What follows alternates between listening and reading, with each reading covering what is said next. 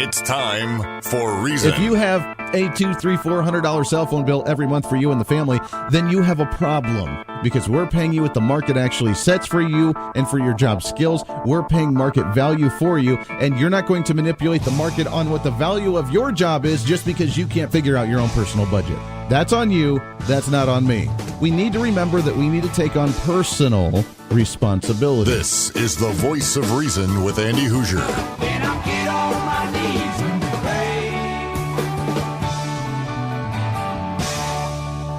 We don't get fooled again. Don't get fooled again. That's what I'm talking about. Welcome into the Voice of Reason. We are past the holiday. You enjoyed, you indulged. Hopefully you got to enjoy some beautiful weather. Get out and do something special. Welcome in. This is the Voice of Reason, broadcasting live out of the heart of the nation here in Wichita, Kansas. I am Andy Hoosier. What's happening? Broadcasting on the Big Talker, 1480 on the AM side, 102.5 on the FM side, KQAM, simulcasting on KGPT TV, channel 2610. What's up? Welcome in. It's great to be back after a day off. Man, oh man, oh man, what a holiday it was. And hopefully we not only remember what the purpose of the holiday was, but actually got to enjoy and maybe, just maybe, enjoy the kickoff of summertime. I know it's a Tuesday, but let's go ahead and get you started off. What do you say? Starting off, setting the tone, not only for today, but for the entire week, getting you pumped up, getting you excited. Let's make this happen. It's going to be a heck of a day today on a Tuesday morning. Let's get it started. Let's get it started in here. Let's get it started. Let's get it started in here. Let's get it started. Let's get it started in here. Let's get it started. Let's get it started. That's what I'm talking about. 316-721-8255, 316-721-TALK. If you want to join in, you're more than welcome to do so. Shoot me a message on Facebook. Facebook Live feed is up and rolling today. Let's light it up, baby. Like it, share it, leave a comment, ask a question. Let's make this happen all over today. I want to get 300 views on the Facebook Live today. Why not? Why not? It's after the holiday. We got a lot to get to today. There's going to be a lot of discussion, especially with what happened over Memorial Weekend, and we'll talk about some of it. Did you realize over the weekend, Friday, they tried to do a protest? They tried to do an anti-gun protest going into Memorial Day. Do you realize how sick that actually is? Do you realize how actually hypocritical that actually is? You know, protesting something that's being used by individuals that kept this country safe so you have the right to protest. To me, it's the absolute hypocrisy. Now, I don't like to start off the show on a negative note, especially after a holiday, and I'm in a good mood, and I love seeing some of the discussions that are happening right now. But what was really encouraging, I was driving around yesterday a little bit, and if you heard that, you know, I was doing some on-location broadcasts for the station and doing some things, and I was driving around, and I drove past two cemeteries in the Wichita area. Drove past two different cemeteries, and each one of them, they were completely full of vehicles and people walking around and putting in American flags on different tombstones and putting in flowers and doing different things. And it was really wild to see, and it was really great. And it warmed my heart seeing something like that, seeing the fact that we did go out of our way, and many people went out of their way yesterday to really show, whether it was a family member, whether it was just somebody random, and doing something really special on Memorial Day to remember those who gave their lives for our nation and what the purpose of Memorial Day actually is. We need to unite as a nation again. And that's going to be the hardest thing that we can really do, is reuniting ourselves with one another, even those that we disagree with, to unite as one and say that we love our nation. Now, the problem with that is that it's very difficult to unite as one nation and say that we love our nation and we are American and we're proud to be American when you have a side that says, I hate America, and America's built by racists, and America's built on racism and slavery, and this country needs to apologize for everything, and this nation is a terrible, horrible place, and I hate it very much. And if you believe that way, then there's really not going to be any unity, is there? There's really not going to be any unifying, saying that, you know, at least we can agree on one thing, of the fact that I'm proud to be an American and I love to be in America. It's kind of hard to do that when you say, I hate America and I'm going to trash America. It's really, really hard to be able to unite that way. And as you know, I enjoy the dialogue and I enjoy debates and I enjoy, having a discussion even on holidays, because that's what I do is I'm searching for stories and I'm looking at show prep and I'm looking at things to talk about. And then I get on social media and I see different comments and I'll make a comment because I find it entertaining and comical. And then I start getting into dialogues. And I gotta tell you, there are some spiteful, hateful, angry, bitter people in this world. And it's unfortunate because I'm a very happy-go-lucky kind of guy. I like to joke around. Some people get my sarcasm. Some people don't get my sarcasm. It's okay. I get it. Some people enjoy my commentary. Some people don't enjoy the commentary. It's okay. I get it. But I enjoy the dialogue, the communication, the discussion, back and forth. And I love the debate. And I'd love just to see what people are doing. But there are some angry, bitter people out there to where if you try to engage them, then they automatically shut down, they build up their wall, they personally attack you, and they don't care about any type of substantial discussion in any way, shape, or form. When you try and ask them very specifically about substance, about facts, about an actual point, they turn it around and call you names. And that's where we've gone in many directions when it comes to dialogue today. For example, I was in a Twitter discussion over the weekend, which I always love being on Twitter because then you get your nice little 160 characters and you're done and over and you don't have to actually explain anything. So it's the perfect platform for progressives and Democrats anyways. But somebody made a comment about immigration policy.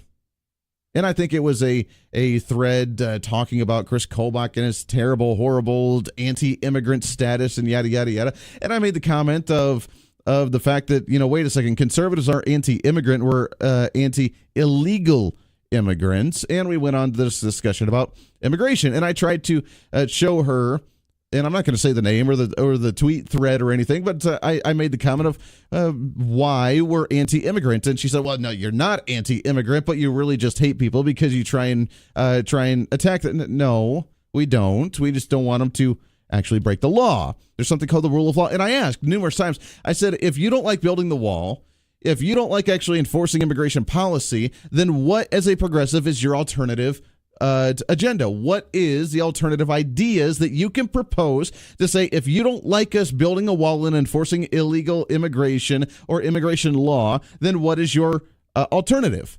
Wouldn't give me one. Her response was just posting a picture or a meme or whatever about Martin Luther King and a quote that he had made about people being wooed by laws and how, even people believed in Hitler.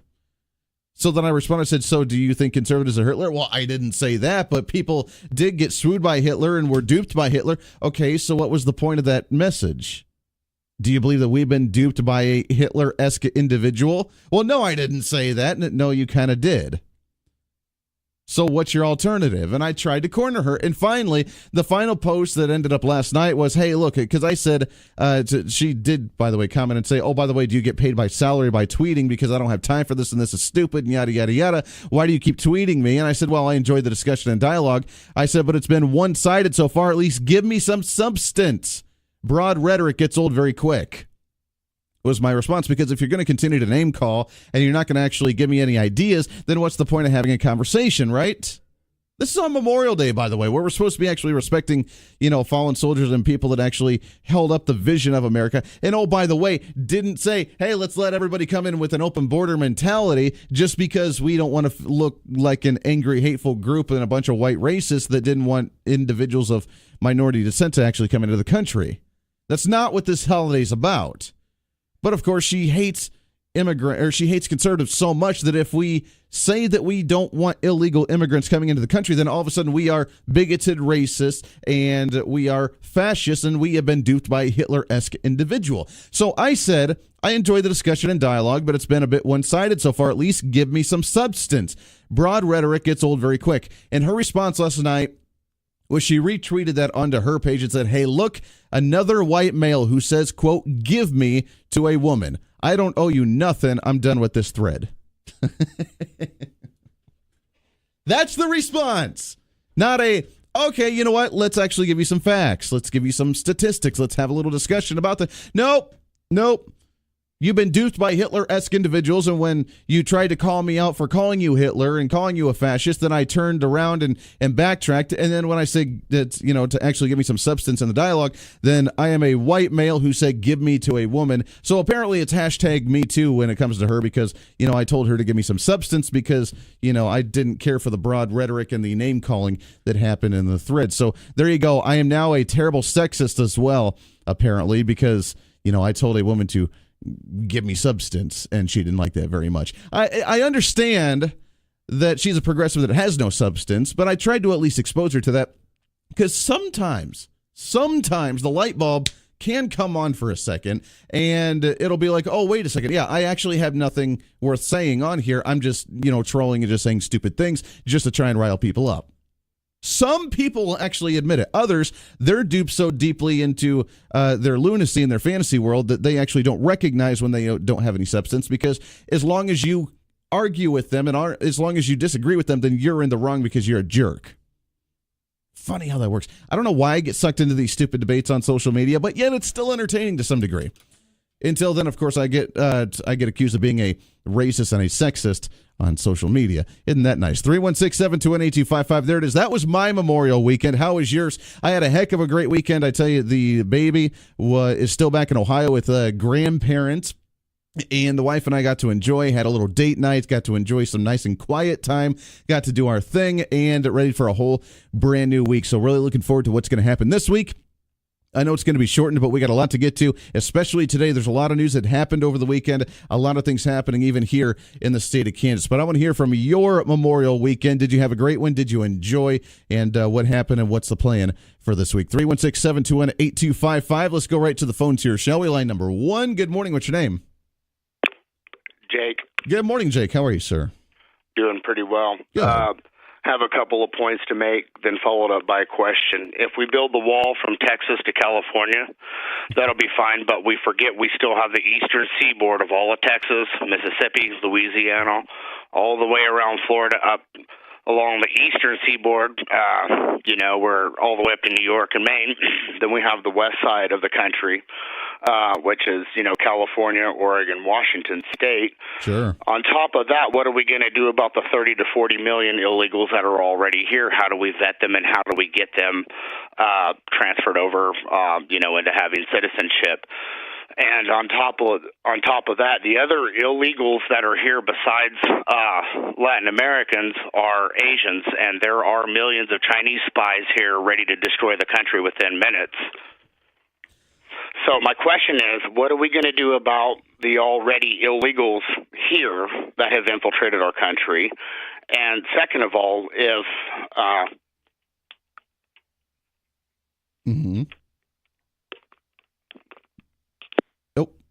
did we lose you?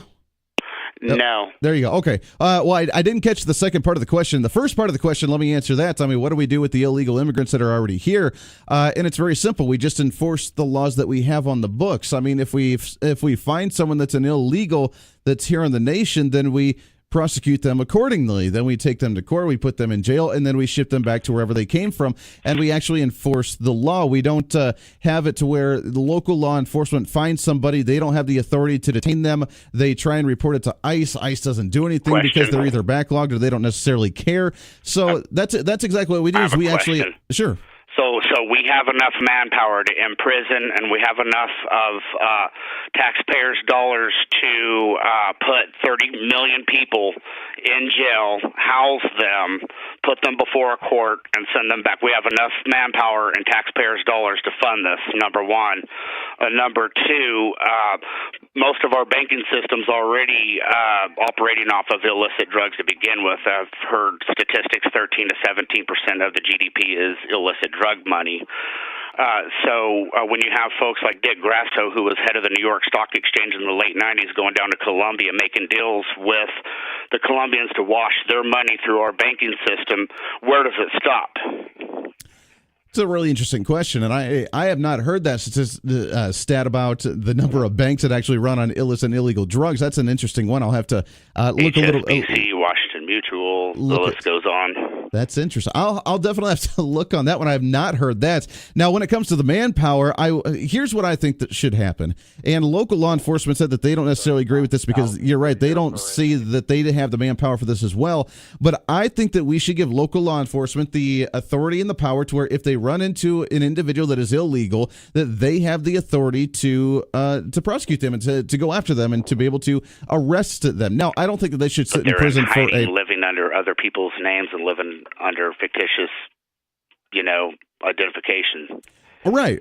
But I mean, come on, they were able to pull somebody There's over not and enough manpower to go and get every single 30 million Well, I'm not saying illegal. that. I'm not saying that. I'm not saying that we should go door to door and start knocking on people's doors. I'm saying that if we run across them, if they pull somebody over on the side of the street for having a headlight out, for speeding, for doing something that they're not supposed That's not to, gonna solve the problem.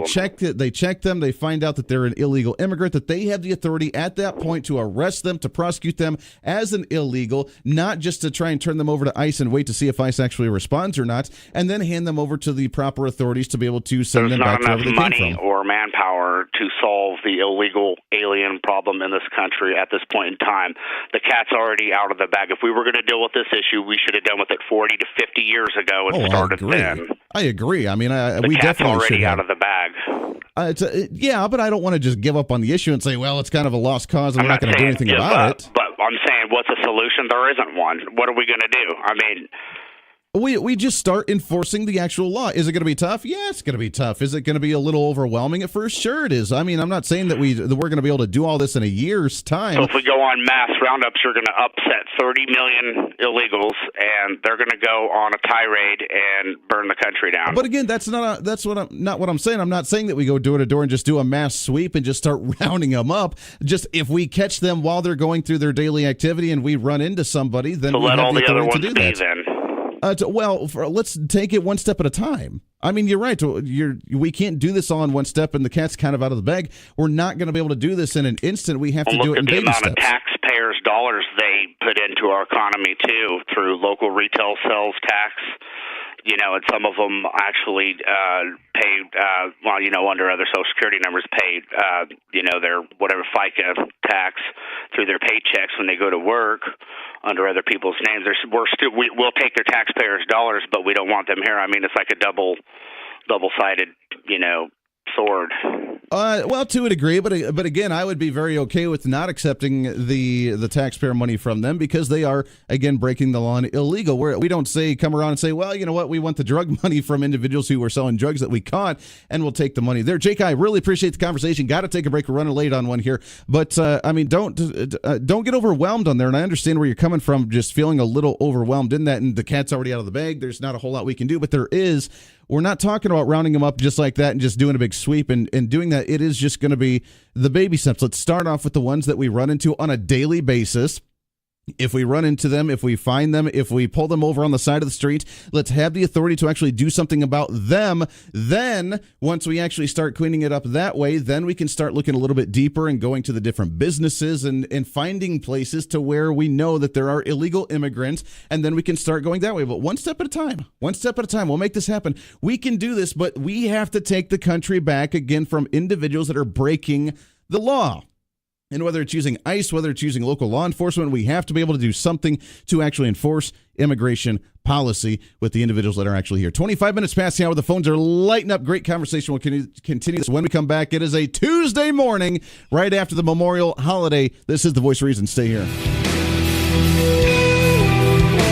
You're listening to The Voice of Reason with Andy Hoosier.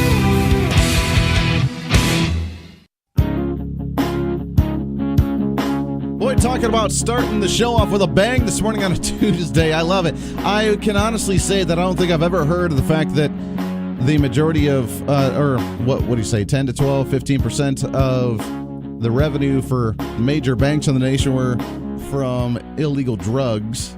Can honestly say I've never heard that one. I will do a little digging on that. But I do agree, very much so, 110% in the sense that he said if we were going to fix this issue, it should have been 30, 40 years ago. Maybe we should have pushed a little bit harder back in the 80s when Ronald Reagan tried to actually enforce immigration, and the Democrats duped him by saying they would actually build the wall and actually enforce immigration if he gave amnesty to those individuals, and he ended up compromising on that one. Maybe we should have gone a little bit further there.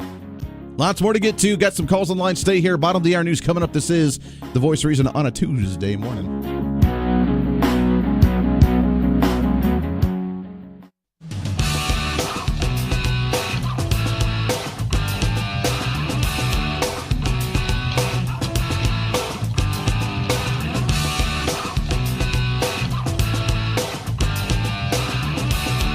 Defending the rights of every Kansan. I'm not being aggressive, I'm being dominant. This is The Voice of Reason with Andy Hoosier. Hey, welcome back into The Voice of Reason. Happy Tuesday morning to you, getting you started off the right way. Better than a cup of coffee, a shot of espresso, even an energy drink. That's the way we roll today.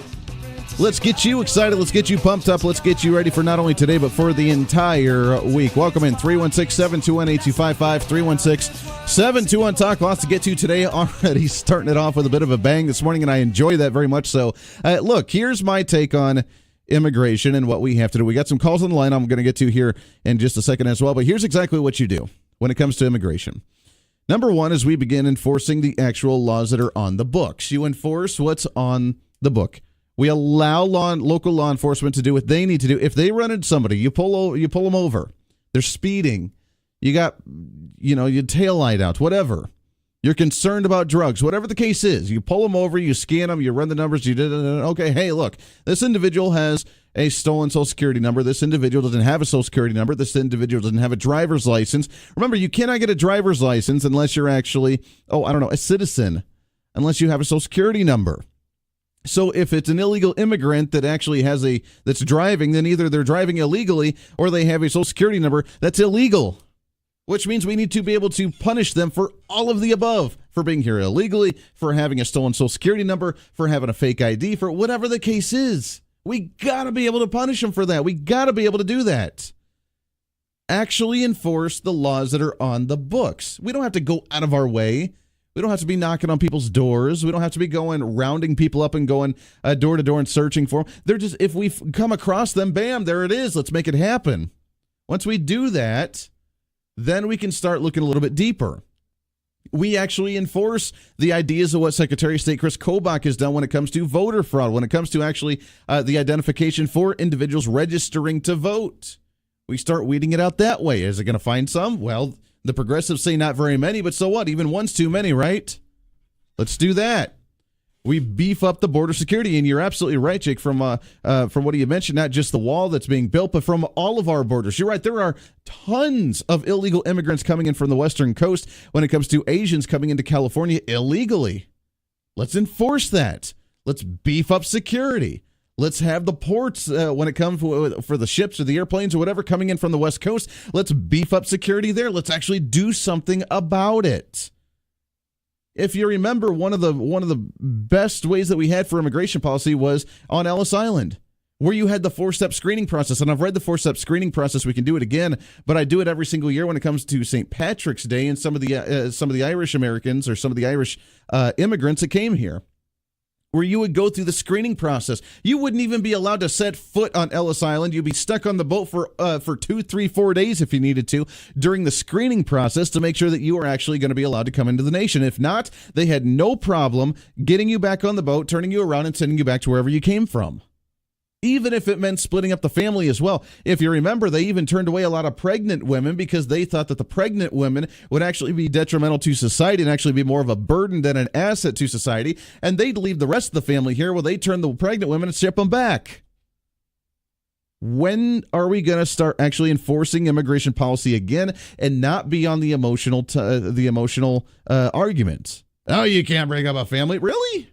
Really? If you break the law, then I have no problem separating a family in any way, shape, or form. We do it all the time when they're in prison. We do it all the time when we need to, or we should be doing it when we need to. If you're breaking the law, then that's it. We just begin enforcing the law the way we need to. We have ICE working with local law enforcement together. Not saying, well, I can detain them for 24 hours, but then I just got to report it to ICE, and if they don't do anything, then it's kind of the catch and release process to where we just turn around and just let them go again. We can't do that. We need to make sure that they know they have broken the law. We give them an opportunity to say, not become naturalized because they need to go to the back of the line if they're going to do that. But they have an opportunity to say, you know what, I did that. Please don't punish me. I'll leave and then I'll go back to then get back to the back of the line and we'll try again. At the same time, we need to start beefing up the borders all around to make sure that this doesn't happen any further and it's not going to get any worse. And no, we're not going to talk about amnesty. No, we're not going to talk about the DACA. Because, again, they've had how many years? 15, 20, 25 years being here in the nation and now growing up as an adult and starting their own families, being really a 30, 35-year-old about my age, a millennial, and saying, yeah, you know what, I've been here since a kid. Yeah, it wasn't my fault I was brought here illegally, but you knew you were brought here illegally, and you've been here for however long now yourself, and you're starting your own family now, and you didn't do anything to fix the problem. I have a very hard time when it comes to tolerance of someone who's let a problem go on for that long without resolving the issue because they even knew it was an issue and refused to do so. Go to the back of the line. I don't care if we tear apart the family. It's time for us to start enforcing our laws. Name one nation in the history of mankind where they've said, no, you know what? We're just not going to have any border laws. We're not going to have any immigration laws. We're going to have open borders for anybody who wants to come in here. Anybody who wants to come and take advantage of our system. Anybody who wants to do whatever. Just anybody can walk in or out whenever they want to. And any time, and we'll just accept it. Name one nation that's done that. And if they have, how long did they actually last? We just need to start enforcing. We don't even have to create new laws. We don't need immigration reform. All we need to do is just enforce what's currently on the books right now. Phones are lighting up. Let's get your thoughts on this. Good, better, and different. 316-721-8255, line number 1. Good morning. What's your name? Hey, good morning. It's a beautiful day out here. Deacon, what's happening, sir? Oh, it's a beautiful day, and you know it. Making it happen. I love it. Yesterday, I spent the day with a retired Army colonel friend of mine. My wife hung out with his wife, and we had a cookout, and talked about my dad a little bit, talked about some of the guys that he served with. Spent the day talking about people that were no longer with us that served this country, and it was a great day. Amen to that. I'm so glad you did that. That's a great way to celebrate Memorial Day for sure. And as far as this immigration thing, okay, these illegals, they're not immigrants. They're invaders. You're gonna have to let me flow the whole way with this one because it's gonna sound really bad to begin with. Okay. When the Europeans came to the New World, we were not immigrants. We were invaders. We did not look to become part of the indigenous population. We were starting our own place. We took over the land owned by somebody else, which is what the people that were here before us did. The American Indians, they took it for somebody else. We took, the Europeans took it from them. So, and the American Indians, they fought tooth and nail to try to keep their land, but, we fought harder. Right.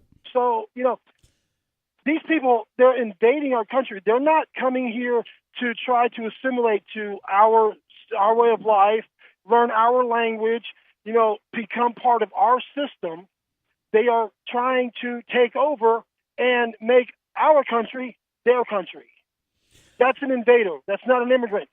Sure. No, I will say that some coming here do want to assimilate. Some do want to enjoy. Some do want to learn the language and do that. But you're right. If you're coming here illegally, then the chances of that are percentage-wise a lot dramatically lower.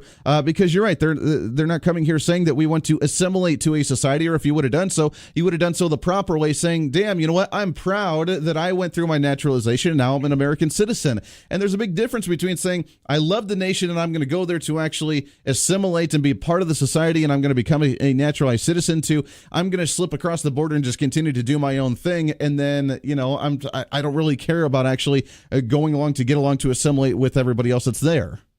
Absolutely. Just, like I tell people, I don't care where you're from. I care what you do when you get here, and I care how you got here.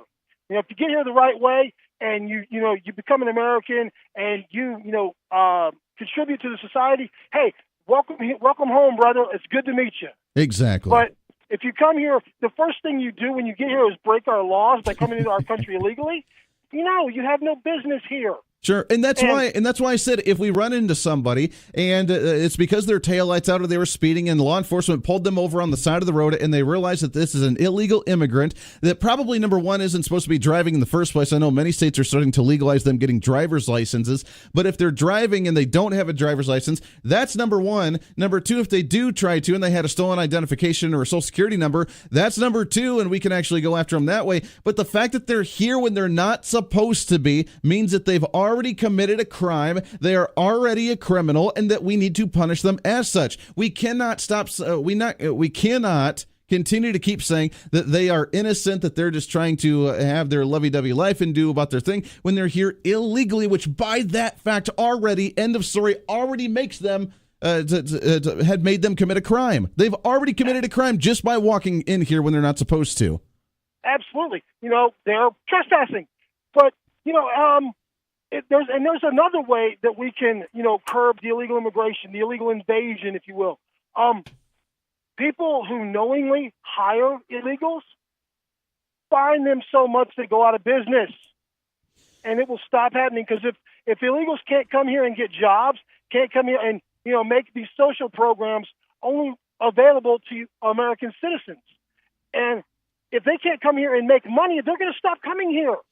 Well, and we have to, I love the other idea that President Trump had actually talked about as well, was shutting down a lot of the like the MoneyGrams and it's some of the other programs where you can actually send the money digitally to some of these other nations. Why don't we cut that off down to Mexico, down to China, and do these, just stop it. And if they try and send these MoneyGrams or I forget what the other one's called, it doesn't really matter. But they go to the bank and they try and send this money. They try and wire it to them. That we just shut it down. We're not allowed to send it to certain countries. And if they're not allowed to send it, then if they can't send their money back, then it's going to deter a lot of individuals from wanting to continue on with these programs.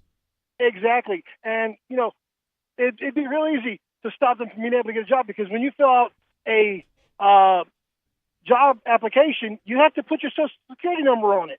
When you fill out your tax forms. When you get a job, you have to put your social security number on it. If they do the background check through the federal government like they're supposed to, and it comes up that Joe Bob Smith doesn't live in Kansas, he lives in Texas, then they can go, hey, you're not really Joe Bob Smith, you're here legally, and bye-bye. Yeah, exactly. That's really what we have to do. Deacon, I love it, my friend. I want to sneak in some other phone calls, but great points, and I'm glad. Happy Memorial Day to you, my friend. I'm glad that you ended up doing that yesterday. That was fantastic. 316-721-8255, 316-721-TALK. It's interesting when it comes to the illegal immigrant debate on how we actually go about wanting to solve this issue, as there's a lot of different ideas out there, but being lenient on the laws and just kind of giving up really, in my opinion, doesn't really help the situation in any way, shape, or form. Let's go to the phones line number 3. Good morning. What's your name? Unsubstantial Progressive. What's going on, sir? Hey, still trying to wake up. It is a little early. Good morning to you. Good morning to you. I want to invite all your listeners to join me in the grassroots movement for free market principles. Okay. When you go to your local merchants, offer to pay in cash if they will give and demand a 5% discount off the marked price. Why is that? Pardon me? Demand a 5% reduction in your price if you offer cash? Why is that? Well, because 3 to 4% is charged to the merchant by Visa and MasterCard.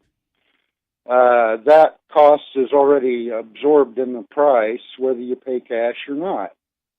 The extra 1 to 2%, I rounded up to 5. The extra 1 to 2% is for them immediately receiving their the money in cash at the moment of sale, versus paying Visa and MasterCard merchant fees for the service, plus waiting 30 to 90 days for their cash. Don't pay with a credit or debit card. Offer to pay in cash if they'll give and demand a 5% discount. It's that simple. and I can take any response over the air. Well, it's an interesting concept. I would say, well, I don't think they're going to give you a 5% discount. You can try and ask for it, but I don't know if they'll give it to you. Whether you use if everyone demands it, they will begin to start doing it. Well, I mean, if enough people do that, then maybe they would, but I highly doubt it. I would say that. Well, let's see. Okay. Well, yeah, I mean, go for it and see how it works out, and you can definitely try it. Now, I would say that I started it about a week ago, and it hadn't worked yet, but I'm probably the only one in the United States that's doing it. It probably is. Here's the problem, though, whether you actually use the merchant services, because remember, I worked at a bank. I remember how the merchant service project works, but whether you use it or not, whether you're actually swiping your card or you're paying cash, they have the product, therefore they're still going to be paying for it whether they actually use it or not, because they have the credit card swipe machine and they have those services. So whether they actually use it or not, they still have to pay the bank, the merchant services for the products that they actually have in the store. So they're not going to cut back on the 5% reduction anyways. So you can try it, but it's not going to happen because they still have to pay those fees whether they use it or not, unless they actually get rid of the products in their store altogether. No, but I agree. If I'm the only one that ever does it, it will never happen. Sure. If over 51% of everyone does it, it will happen. So it's got nothing to do with their cost of the products in their store. No, I mean the product of the merchant services. I mean the actual credit card swipe machine. Oh, right? okay. If everybody stops using their credit card, then yeah, they would get rid of it because it wouldn't be a necessary item or resource that they need for their business. But as long as there's people using their credit card in some way, shape, or form, they're going to have it. So you're right. So that product, meaning the credit card machine, as long as they still have it in their store, they're going to be paying for it, and therefore you're not going to get a 5% reduction. If you're doing it now for the purpose of free marketism and capitalism, though, wouldn't a private bank offering a private service to a small business to allow them for the convenience, isn't that a free market option for them? Well, of course it is, obviously, okay. And that cost can be absorbed in the cost of the merchandise they're selling. But if you're using cash, you're not using that merchant service. Sure. So, no, I agree. I mean, yeah, if everybody stops using their credit cards or debit cards and they didn't need the card swipe machine, then you're right. They would get rid of that, and that would be an expense less that they would have to have as a small business. I'm not talking about everybody. Don't exaggerate, please. Well, no, but I'm saying as long as they have even 5% of their customer base that's going to go in and use their credit card or debit card, they're not going to get rid of those services, which means they're going to have that expense, which means right, and the customer pays for it. Well, yeah, because it's an expense for the business. I mean, for the convenience for most of the customers to go and use that, to be able to use their credit card rather than carry cash on them, which is unfortunately, and I'm with you. I mean, I'm one that I carry cash in my pocket instead of using my debit card because I don't like to use cards at all. And I'm with you on that sense, and I like to use my cash, but I don't see us getting a rate reduction on our expenses of our products because they're still going to have those credit card machines because I'm assuming close to 60% of customers now probably use their debit cards or credit cards, but even if it was down to 5%, they would still have those there for the convenience of those customers. And that's a good thing. And somebody that wants to use that service, including the consumer, should be willing to pay 5% for it. And if you're not using the service, why should you have to pay for it in inflated prices anyway? You're paying in cash and get a 5% reduction. Interesting. I can take any further response off on the air. Sure. Well, I got to take a break here, but I appreciate the call, Paul, very much, though. Interesting concept. Haven't heard that one before either. We're getting some interesting ideas this morning, are we not? Kind of interesting. I kind of like it. 316-721-8255. Got some more calls on the line. Stay here. We'll take a break, wrap up hour number 1. Lots more to get to today. This is your show. It is a Tuesday morning. This is The Voice of Reason. Stay here. This is The Voice of Reason with Andy Hoosier.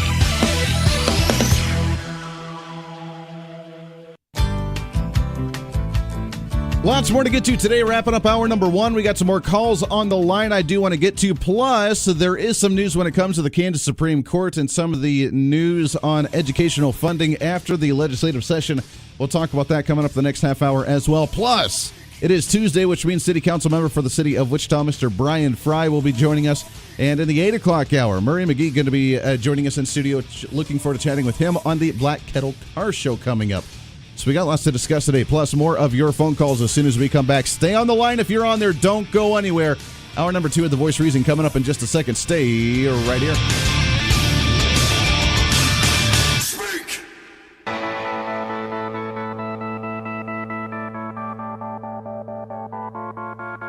It's time for Reason. If you have a $200, $300, $400 cell phone bill every month for you and the family, then you have a problem, because we're paying you what the market actually sets for you and for your job skills. We're paying market value for you, and you're not going to manipulate the market on what the value of your job is just because you can't figure out your own personal budget. That's on you. That's not on me. We need to remember that we need to take on personal responsibility. This is the Voice of Reason with Andy Hoosier. Then I'll get on my knees and pray. We don't get fooled again.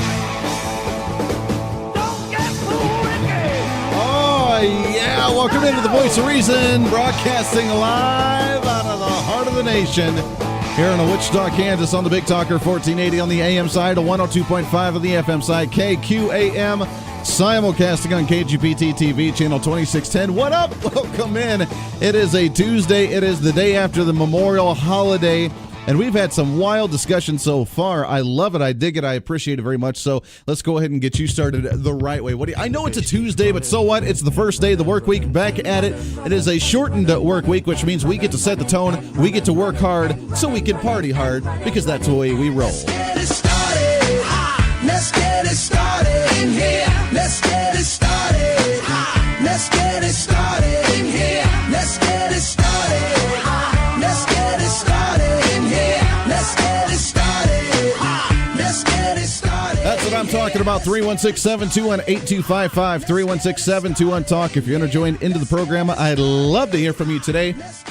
What's on your mind? We got a lot to get to. Coming up in about 20 minutes, we got City Council member Bryan Frye joining the show. Also, 8 o'clock hour, Murray McGee is going to join us talking about the Black Kettle Car Show coming up. It is going to be a great festivity. You're not going to want to miss it. This is the time of year where there's a lot of activity, a lot of events, a lot of things you can get involved in. Go out, enjoy, spend time with the family, go do something fun, because that's the way we are. Plus, activism across the board. Elections are right around the corner as well. So we'll talk about all that. I do want to get to the Supreme Court in the state of Kansas talking about the potential special session telling the legislators that they need to come back and fix educational funding, because it's going to be doubtful that they actually funded appropriately, substantially, so on and so forth. We'll talk about that in just a minute. But a lot of good conversation in the last hour. Some interesting calls and some interesting comments and theories. And have to do a little digging on some of them. I'm not saying they're not true, but I am saying that I've not heard that, so therefore I cannot verify yet. So, like many of the major banks having 10, 12, 15% of their profits coming from illegal drugs. Not sure if I believe in that one, but I will verify. I will not. I am skeptic, but I will look into a little bit deeper. But we do have some phone calls on the line, waiting very patiently. 316-721-8255. Let's go back to the phones here. Start off hour number 2 with a call line number 1. Good morning. What's your name? This is Jim. Jim, good morning, sir. How are you? Oh, I'll tell you what. It's happy to have the celebrations and the memorials done for a while. Absolutely. Anyway, on the subject of the illegal immigration, I recently, in the family, became aware of a disease I'd never heard of before. It's called hand, foot, and mouth. And this is a disease which is, years ago was rampant in the daycare centers because babies and infants don't know to keep their hands out of their mouth until they've washed them thoroughly. Exactly. Apparently, it's a disease which is making a resurgence because we have children coming up here from South America and places, and they haven't learned to keep washing their hands, and the disease is prevalent there. So if you've got children or even if you're an adult, wash your hands all the time because it's fairly serious when it gets into an adult. Anyway, that's enough of that. As far as the comment a previous caller said about finding businesses a lot of money until they're bankrupt, that won't work because the cost of doing business, they just budget so many thousands of dollars to cover court costs. What we have to do is we have to put the chairman of the board and the director of human resources in jail on a scale. If you've got a big company, I won't mention any company's names like Cargill or anything, but if some company hires a lot of illegal aliens because they're willing to do the nasty work and do it for minimal amount of money, then if the company has a policy of hiring those people, you put the chairman of the board in jail for a few weeks, not a fine of thousands of dollars, but he's going to go to jail for a while. And after maybe a second offense, maybe he goes to jail for 6 months. And if that doesn't work, you maybe put him in prison for 2 or 3 years with a felony record. And pretty quick, all the companies, probably almost immediately, every corporation and company will stop hiring the people they know to be illegals. They won't have 10, 15, 20, 30, 40% of their workforce illegal.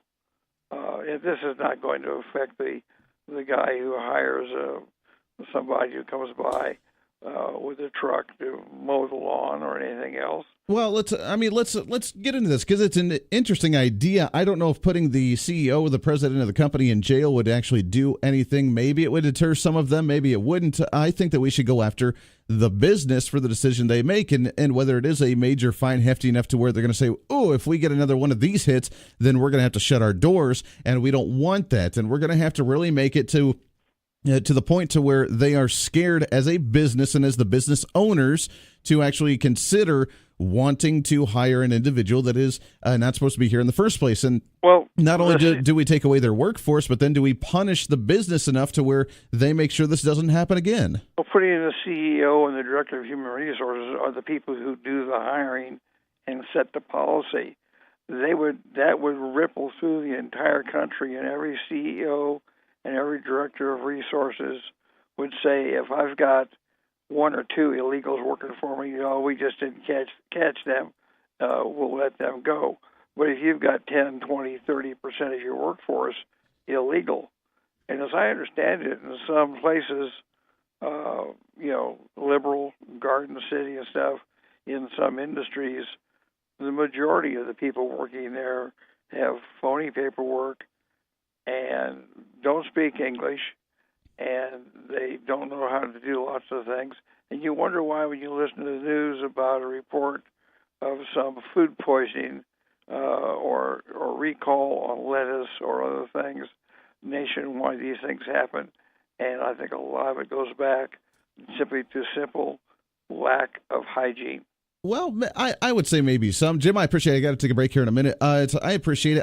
I don't know if that has anything to do with it. Maybe that would contribute a little bit to it. But, I'd like to focus more on just the fact that we're just hiring individuals that are illegal. Are they lower wage jobs for some? Sure, absolutely. What we really need to do is change the mentality in the United States that we're just above these types of jobs and that, we're just going to have just an illegal immigrant come and do it, and we're just going to widen some of the work visas. If we're going to widen the work visa, then let's widen the work visa and make it easier for individuals to come in and work temporarily, but they need to, go away when their visa expires, because at least they went through the channels in order to do so appropriately. So that's what I want to focus on.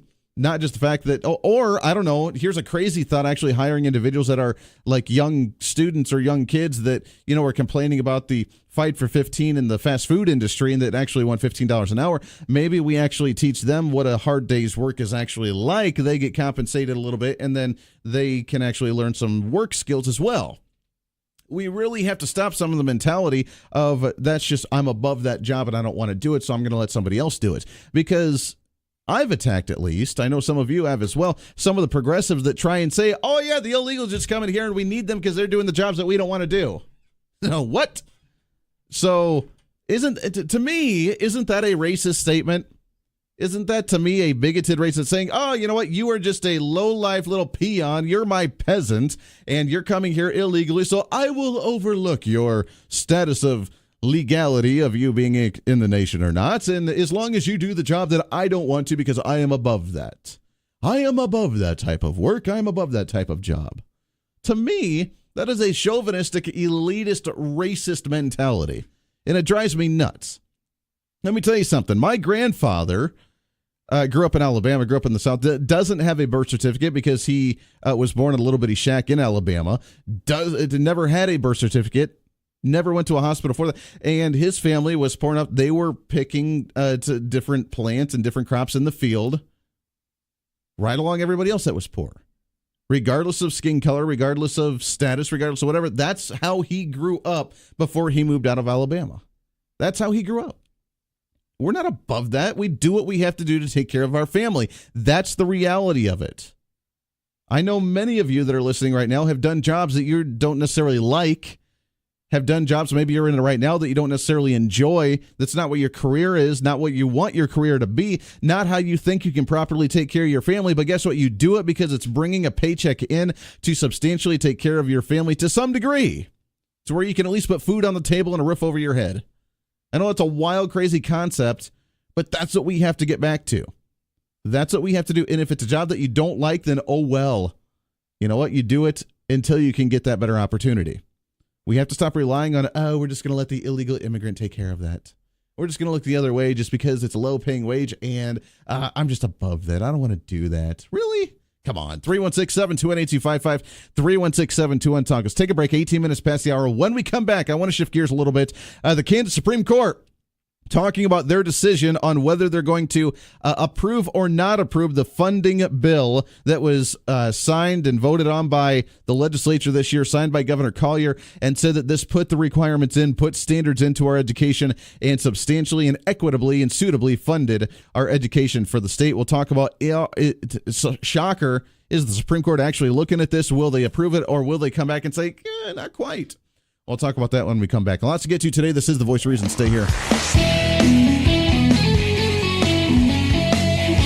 The Voice of Reason with Andy Hoosier.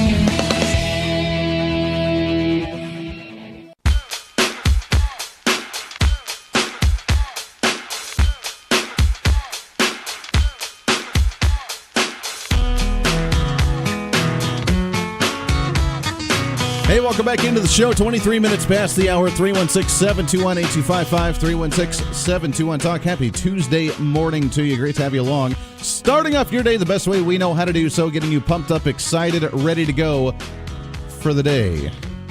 Here it is. The Topeka Capital Journal. Kansas Supreme Court expresses doubt about 5-year, $525 million education package. Are we surprised? Are we surprised that $525 million is not sufficient enough, according to the Kansas Supreme Court, as they express doubt about the 5-year plan? They express, what does that mean, express doubt? We're not sure. You're really going to have to make a really good argument in court because we're just not sure. We've been studying this. We've been doing it for a really long time. We knew exactly how much we need. We've been advocating for it for how many years now? Oh, yeah, that's right. But we're just not sure. We need to express doubt. I don't know. The Kansas Supreme Court returned to the high-stakes debate on public school finance last week with oral arguments on the new 5-year, $525 million law that provoked skepticism among many justices about whether it met constitutional standards and raised questions about whether lawmakers ignored their own education consultants when developing the plan. It's funny how they didn't require that study to be done, and now they're using that as the source. They were advocating. If you remember, this is how loony they are. They want as much money as they possibly can, and it's kind of one of those, you ever get, new tires on your vehicle? And they always have the warranty on there, whether it's like 60,000 miles or 2 years, whichever comes first.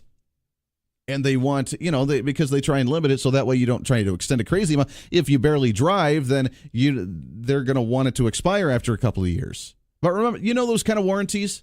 They always give you those options, either 50,000 miles or 2 years, whichever one comes first, sort of thing. This is exactly what they're doing with our education. They wanted, just last year, they wanted $1 billion. They wanted $1 billion. We gave them about $400 million, 300 and some odd, almost $400 million, which means this year, they even said this at the end of the session last year, that they were going to come back and advocate for $600 million because they really, really, really, really wanted that $1 billion in educational funding. That was their goal. That was their agenda. And if they didn't get it in 1 year, they were going to get it in another year. So they were going to do it to offset that $1 billion that the Supreme Court said that would really be about the suitable, equitable amount that they really needed.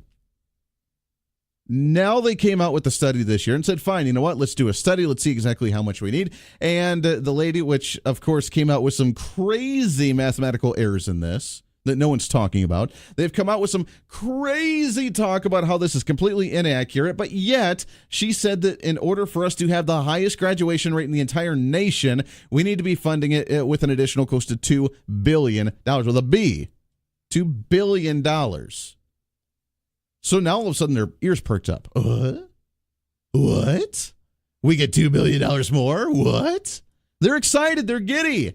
They see the dollar signs running through their eyes right now. They're hearing the cha-ching, baby. Because if you just give the educational system $2 billion more, imagine what those local school districts can do inefficiently and not cost-effective in order to get whatever they want to. Do you realize how much they can actually increase their administrative state after they do so every year anyways? While they say they're taking care of the teachers and the resources and yada, yada, yada, yada, yada. Do you realize how much more that they could actually fund all these nice little pet projects? They'd be rolling in it. They'd love it. So now all of a sudden, instead of the $600 million, they're coming back this year now and saying, yeah, we really just funded at $525 million, which was close to the $600 million. But now we really need $2 billion because look at this study. So now guess what? Yeah, that's nice. But it was the new base last year after the $300 million increase, $400 million increase. That's the new base. We need $2 million on top of that. And if you don't give that to us, then we're going to be very skeptical about whether this is actually suitably funding education or not. They don't care about the graduation rates. They don't care about the test scores. They don't care about the quality of it. They care about sinking money in and throwing the spaghetti at the wall and seeing what sticks, because the more that we have to throw at it, then the more obviously it would automatically just tick up. That's truly their thought process. They have no concept of reality in this. They don't think any further than seeing a dollar amount and getting really giddy about that dollar amount. That's really all the excitement that they actually have. This is absurd. So now we came close to their $1 billion over last year and this year. Do you realize that? They advocated for $1 billion last year and we gave it to them. We gave them $400 million last year and almost $600 million this year. They say 525. Actually, with everything cumulatively, it's really close to $600 million over that last year and this year, and this being accrued over the next couple of years. We gave them their $1 billion. Now they want, from last year being the base, they want $2 billion on top of that. So realistically, they're really talking about a $2.5 billion spending increase on education. That's already 53% of our state budget. That's already more money than really our surrounding neighboring states give them. And no one's talking about the local school district. No one's talking about the local school district that actually increases administrators, hiring more administrators, while we still haven't given the teachers raises, while we still haven't focused the money in the classroom, while we're building brand new schools that look like the Taj Mahal, and then we're concerned, the graduation rate sucks. Yeah, it does. Where are we applying the actual money to make it efficient? It's crazy how this all works, right? Bottom of the hour news coming up. Lots more to get to. When we come back, City Council member Bryan Frye rocking in studio with us for a little bit. Your thoughts and calls as well. This is The Voice of Reason. Stay here.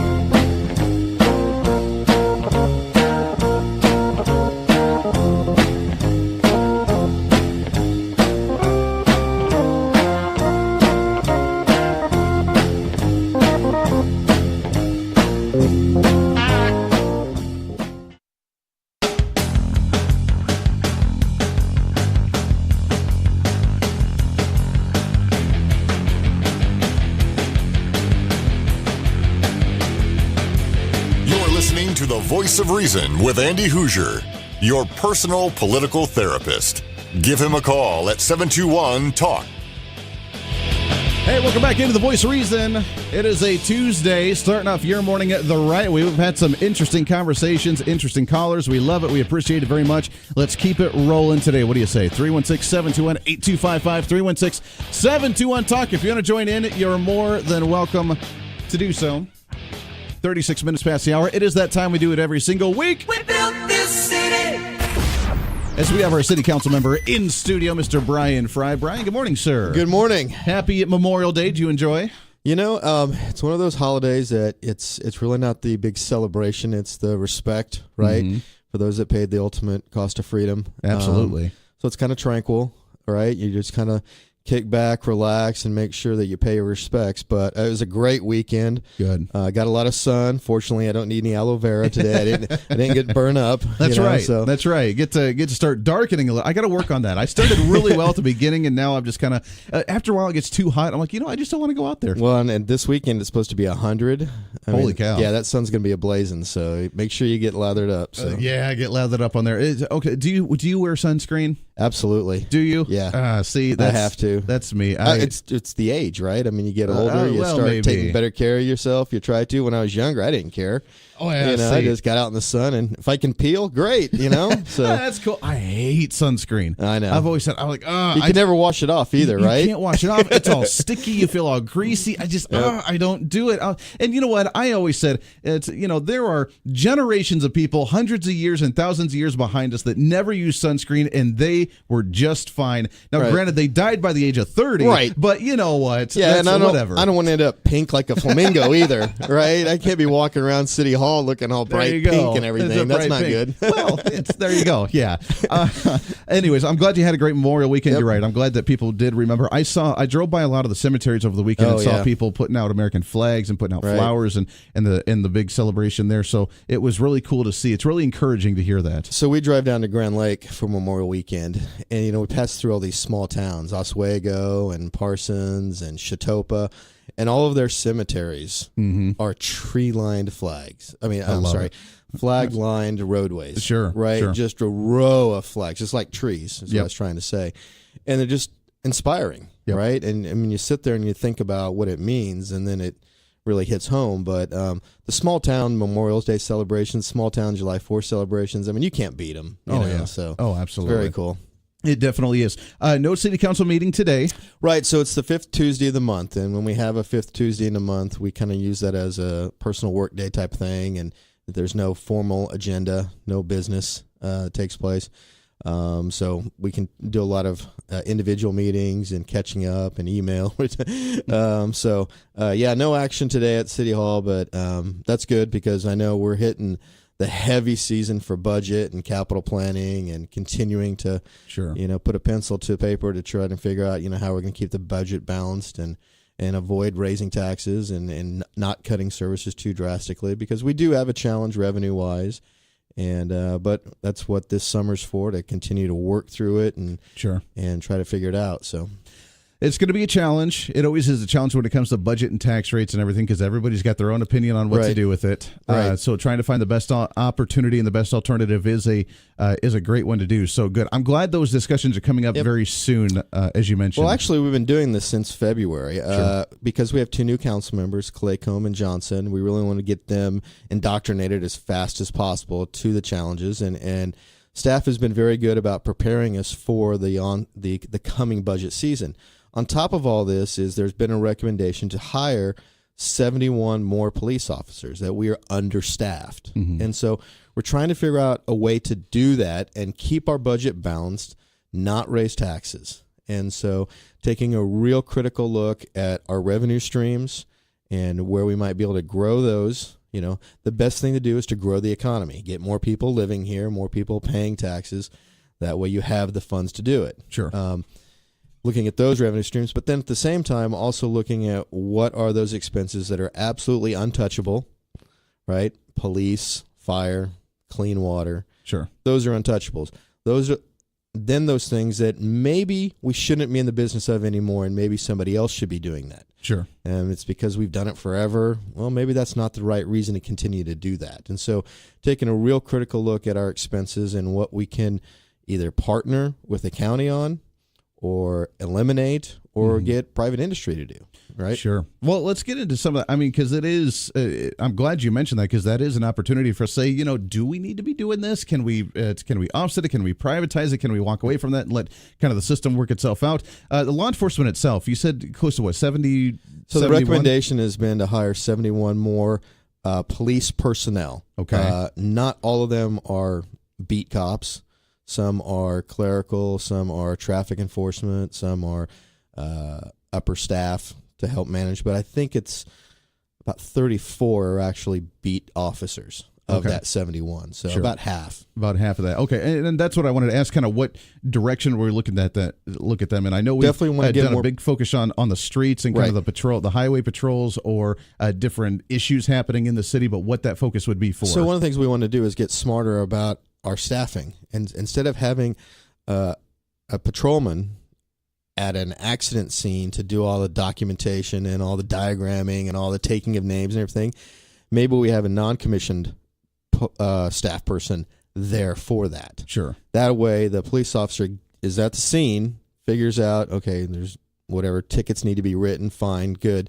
Then they can get about doing their patrol. Sure. And then we can have non-commissioned officers come in and finish up all the paperwork. And so that is a smarter way of operating. So that way we get officers back doing what they need to do and letting administrative people taking care of the paperwork. Mm-hmm. And so that's part of that recommendation, to get some more people for that.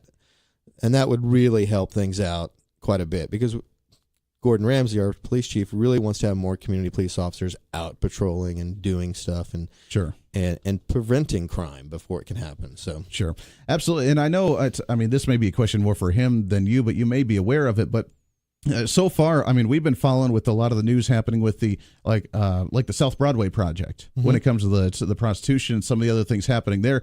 It's 86 plus individuals that have been arrested so far and have gotten in trouble for that. I mean, are there any other projects that we're looking at to solve some of the other issues in the town? Whether it's the traffic, which I know that we've kind of come down on with the new motorcycle police. When it comes to the South Broadway project, whether it's drugs or anything else happening in the city, are there any other focuses that are needing to be done that you guys want to do? Well, you mentioned the top two with the South Broadway, North Broadway trafficking, and then also traffic enforcement with the motorcycle police. The next thing would really be that continual presence and making those more, I don't want to say old school style, but that face to face, officers getting to know their neighbors, getting to know the business owners, getting to know the community oriented. Right. Sure. And being that visible presence and having that relationship so people feel more comfortable. That's what community policing is, and being involved in their community, their beat, right? And really knowing the people in that beat and the companies and so forth, so that they can head stuff off ahead of time and be more aware of what's going on. So instead of just always reactionary. Exactly. Proactive versus reactive. And there's a big difference there. And absolutely. And there's some things that law enforcement can't do that are proactive, that you kind of have to be reactionary. But at the same time, we can set the environment to where we can kind of prevent it from the best way we know how to that way. Right. And again, I spoke about this earlier with having non-commissioned officers being able to do more of that paperwork, so that the officers the actual patrolmen are back on the streets and doing what they need, responding quicker to calls. That's one of the biggest complaints we hear, is that there's just not enough fast enough response time for things. Sure. And follow up. And if we have people that are specialized in that are able to do it more efficiently and not have to worry about patrols, then I think it is a better system all the way around. So that's one of the things we're working towards. We got to be able to fund it, though. Sure. And that's the big challenge right now. We don't want to raise any taxes. We don't want to have to create new taxes for this. We'd like to be able to do it within the budget itself. I know there's a proposal out there for, it's another group that has said, we need to do this for police and fire and raise a 1 cent sales tax. Sure. Well, I don't know if that's what we have to do. I think we can do it with some better management of our debt spending, lower some of our other expenses and other departments. And then again, bottom line is we got to grow this economy. We got to get more people moving here, more people living here, that raises revenue in a lot of ways. Sure, absolutely. Getting into some of the projects that you mentioned that the city can or may potentially walk away from. I mean, what's potentially on the cutting block right there to maybe cut some of the spending? Right. So staff is looking at every level and all different things. One of the things with the new all advanced learning library, how our branch systems operate. Are there things that we'll be able to do with the downtown core library now that the branch libraries won't have to do? And so some consolidation of services possibly. We won't know until it all shakes out, until it's open, which is later this month. Okay. And see how that operates. Pardon me. Another thing would be child care licensing. Right now, we do that, environmental health. That's really maybe something more that we could partner with the county on because there's some other things that they do. Sure. Let's see what else. There's a good little laundry and that's just list. It. Yeah. There's not just any 1, 2, or 3 things. We've got a multitude of things, and staff is really going through right now and looking at all them very deep, figuring out what our cost recovery is on each of these. Are we charging enough for it? Sure. Some of those cost recovery fees, permits and licenses have not changed in over 10 years. Wow. Right. So it's time to update some of that. Yeah. Possibly. We want to be within reason. We want to make sure that it's not out of whack or unaffordable for people. Sure. But at the same time, we have to be closer to a cost recovery. We're not going to be able to get to 100% cost recovery on everything. No way. Sure. But we need to do a better job of trying to do that. And so things like dog permit fees at our animal services, maybe those should be a little higher. Right. Okay. I was going to hope you're going to get rid of those. I was just going to ask, can we get rid of the dog permit thing? Right now we control the animal shelter, and we have to. It costs more to house and take care of those animals than we're collecting in revenue for it. Right. Sure. So we want to take care of the animals, and we want to make sure that they're provided for correctly, but we can't do it at someone else's expense anymore. We got to be able to do that at a little bit closer to cost recovery. All right, here's a question. I know you're a dog lover, aren't you? You got a dog? Oh, you yeah. do? All right, question for you. We're making steaks last night. Leave the room for a minute, come back, and 2 of the steaks are missing. Was Skiles in the area? Yeah. Scott Skiles probably had something to do with that. But how do you train a dog to not eat the damn steak off the counter? But a higher counter, I guess. Wow. Let's say Daddy was not very happy our last dog night. just sits there and looks at us like, please, come on, please. Oh, yeah. And it was gone. We were literally gone. I counted 2 minutes and 30 seconds. We went outside right on the front porch, and we're like, oh, yeah, we got to go back in for something. She's sitting at the front door, and 2 are already gone. Oh, yeah, I was not happy. I was not happy. Anyways, there you go. Yeah, and then I got to pay a license for the dog. Joking. Anyways, Bryan Frye, City Council member. No city council meeting today, as you mentioned, though. It's going to be a lot of great information, big news, and a lot of important stuff coming up in the next couple of weeks, as you mentioned. So it's going to be a lot of fun. I'm glad you had the great Memorial Day weekend, my friend. We remember the importance of that, which is fantastic, and appreciate swinging by again today. Thank you. Are you going to be at the River Festival Parade this week? We will be at the River Fest. We're going to be we'll be broadcasting our show out there. Rick Everett will be out there this Friday at noon doing a show, and then we'll be in the parade and everything.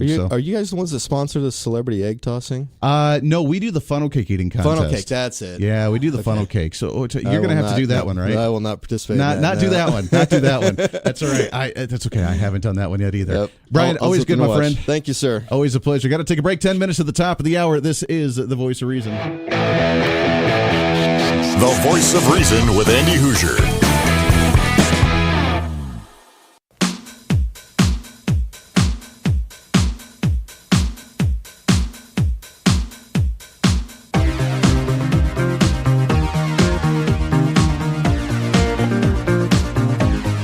Welcome back into the Voice of Reason, wrapping up hour number 2, about 5 minutes to the top of the hour. Your thoughts and calls, 316-721-8255, 316-721-TALK. Thanks again to City Council member Bryan Frye swinging by the studio. Always love chatting with him. Great information. We have a big debate on our hands, ladies and gentlemen, coming up very soon. We have a big debate when it comes to some of the city spending, some of the projects, and where we can begin to maybe cut some, privatize some, move out of the wasteland. I know you mentioned the different shelters and area, and I'd really like to see us not have to worry about a yearly license for our animals and our dogs. I don't see the need to pay for that every year. Maybe that's something we can work towards privatizing. I don't know. Or maybe, like he said, maybe it's going to go up the other direction. I do want to ask you, though, I want to open up lines to you, though. If how do you stop a dog from jumping up onto the counter and eating your food you're about to cook. Let me tell you something. First off, as you know, I mean, I don't hate animals. I'm just not one that I'm favorable to them myself personally, which is okay. You can have your own, to each his own. And I know that my wife loves animals and loves our dog, and she is usually a very 99% of the time usually a wonderful, fantastic dog. She's quiet. She doesn't bark. She gets tugged on and pulled on by our 4-year-old all the time. Gets played with, but she has this habit now for whatever, and it started within like the last couple of weeks. To where we step out of the room for literally 2 minutes and she eats half the food that's on the counter before we cook it. Now, we don't give her scraps of food.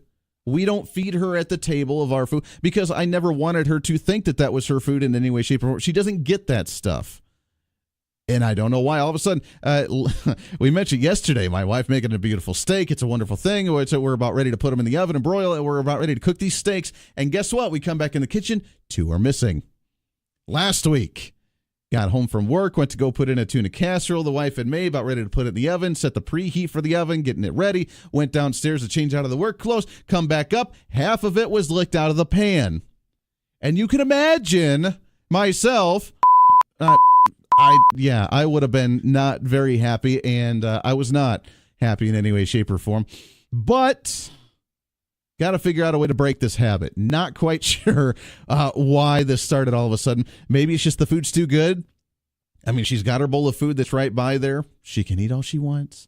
I know we have a lot of dog lovers in the listeners.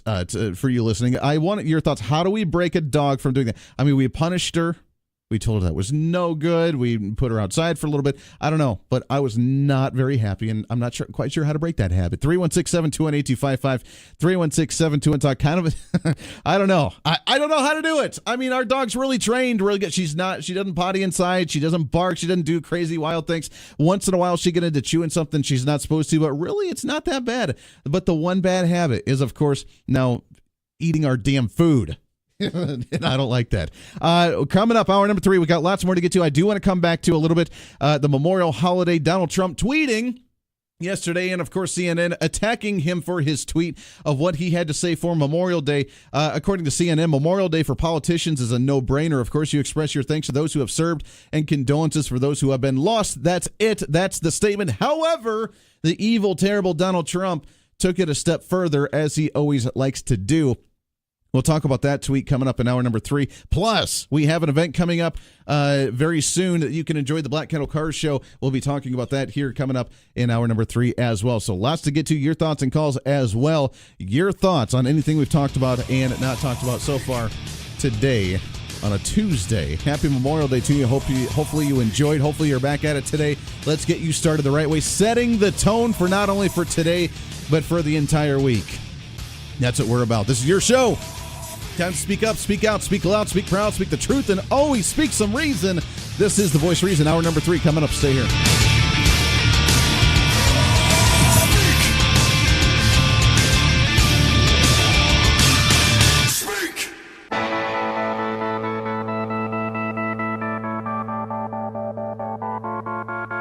It's time for Reason. If you have a $200, $300, $400 cell phone bill every month for you and the family, then you have a problem, because we're paying you what the market actually sets for you and for your job skills. We're paying market value for you, and you're not going to manipulate the market on what the value of your job is just because you can't figure out your own personal budget.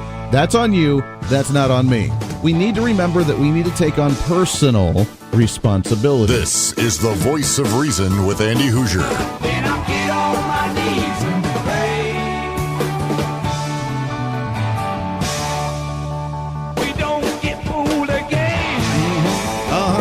Welcome in.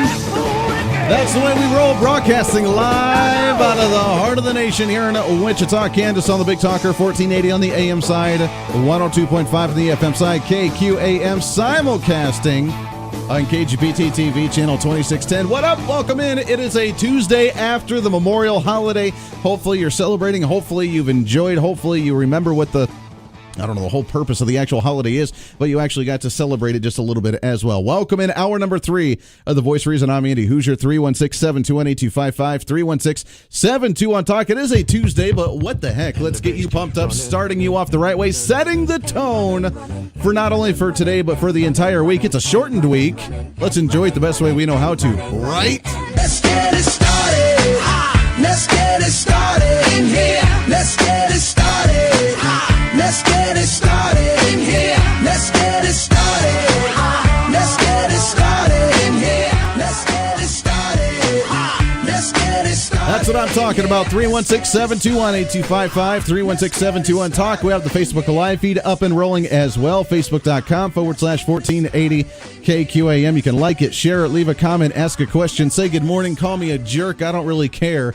It doesn't really bother me one way, shape, or form, but let's have a little fun today. I want to shift gears a little bit. We've been talking about some of the Memorial holiday stuff, some of the debates and topical issues, but I want to shift gears to some stuff that's coming up this weekend. Of course, this weekend's going to be a big weekend, and you have really, if you don't have something to do this weekend, then that's on you, because there are plenty of things that you could be doing that's going to be a lot of fun. And in studio with us from Moundridge, Murray McGee is with us. Murray, how are you, my friend? Very good. Thank you. Hey, appreciate you so much for coming in here. You guys have a great annual event that you do every single year with the Black Kettle Festival, starting off this Friday and Saturday, and this is kind of a big deal. Oh, it is. It's a very big deal for our community. Like you said, it's an annual event.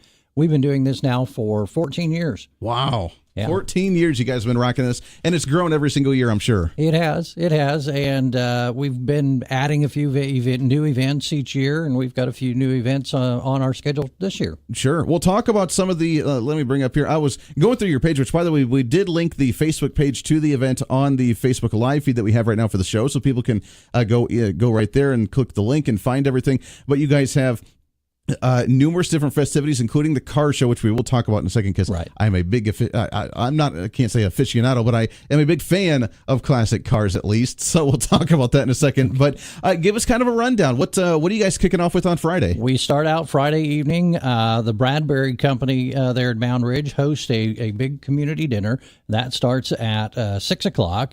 The new this year, the Moundridge Arts Council is going to host a presentation of a play that's been written by someone locally. It's called A Long Story. That'll be at Pine Village at 7:30. A new event this year is a 50-50 coin toss event, and for a $5 ticket, you can get into the 50-50 coin toss. And what we do is divide an area.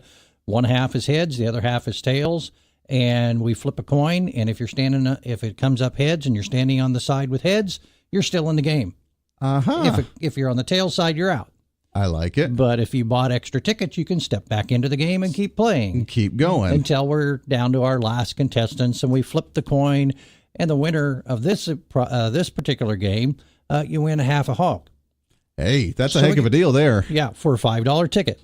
We also have a movie night for kids, and the movie that we're going to be showing this year is Zootopia. Okay. So that's kind of our Friday evening. It's kind of a way to ease in. Have a little fun, start off the festivities a little bit, absolutely. Right. We're just kind of easing in. And then on Saturdays when we have a lot of things going on. 7 o'clock in the morning starts the fly-in out at the Moundridge Municipal Airport, and a breakfast that's hosted by Southwind Global Aviation. Very good. Local company there at the airport. We have an event we call the Ridge Run, which is a 5K race and run, 7:45 in the morning there.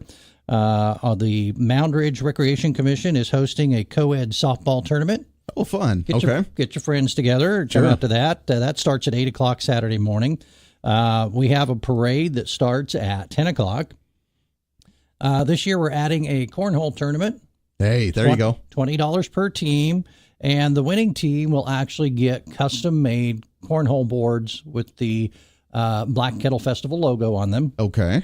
The folks at the school made those for us this year. Sure. Our EMS is doing some wellness checks, and then really things are rolling in the parks then. There's farmers market going on. The church is having a chalupa meal.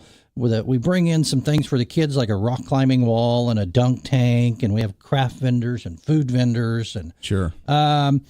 A big thing that's become a tradition in the park is we also have jazz in the park. Ooh, there you go. 3 jazz groups coming in. They're featured. Details on that on our Facebook page. But that starts at 1 o'clock in the afternoon, and it's 3 hours. Hey, that's a heck of a deal there. Kick back, relax, and enjoy some jazz. I like it. And then our local fire department has what they call firemen's games, and it's kind of an obstacle course for kids. And they put all the bunker gear on and the helmet, and they crawl through tubes and drag a block and chop a block, and then at the end they shoot the fire hose at a target. How fun! I mean, kids have a blast on it, and we've got some pictures of that on our Facebook page as well. And then in the afternoon, Saturday afternoon, is when we're going to have the drawing on our big raffle. And we are raffling off a smoker that we built. And you want to take a look at it on our Facebook page there because it is huge. The tank itself is over 6 feet long. Mm-hmm. It's 3.5 foot deep. It's built on a 6 foot by 8 foot trailer. I love it. It's huge. It's a good size. It reminds me of, and I was telling you about this off the air a little bit. My dad had, when we lived in Ohio, had built a smoker on his own as well, and used one of those big old, farm gas tank sort of things. That's kind of what you guys did here. Is you made it hardy, you made it plenty big, and you guys are going to give this away. That's right. And the raffle tickets are $10 each. 6 tickets for $50, and we're going to raffle it off and give it away this Saturday at 4 o'clock. How fun. And you could probably smoke an entire hog in there, can't you? I think you could. Very easily. Yeah. I like that. And then, of course, you have the car show that goes along with this as well, and it's going to be on Saturday starting at 8 a.m. Till about 3-ish. But the car show, you guys have, you guys get tons of cars up there. We had an evening where the committee got together and packed all the welcome bags for the car show. We're prepared for over 100 cars for the car show this year. It's going to be beautiful. What's your favorite one that shows up? Or has there one that shows up consistently? Well, yeah. Well, I kind of I favor the muscle cars. Okay. I'm that guy in high school that had a GTO. Sure. So I kind of like those. So I really like those, but I also like some of the older cars that you maybe don't. Usually the Model A's, the Model T's, and some of those that would come in. Mm-hmm. I kind of like theirs, and there was one last year that was all decked out with American flags, and it was impressive. How fun. Very good. It's close to 100 cars. That's a heck of a time just to walk around and see all of those, but that's going to start Saturday morning, and that's going to go all day long, correct? That's correct. It will go till about 3 o'clock, and we will be giving away, actually, there's a lot of different categories. We're giving away a lot of awards for this. And, of course, everybody who gets in there early gets dash plaques from this event. And a lot of guys, come back every year. As they travel to different car shows, they collect those dash plaques. Sure. No, absolutely. Is there a deadline when they have to register to be there, or can they show up that morning? Yeah, actually, you can show up that morning and we can get you registered in. Okay. Very good. How many people do you usually see come through the entire festival for the weekend? Wow. I've done this for 2 or 3 years now, and I don't have a number for you.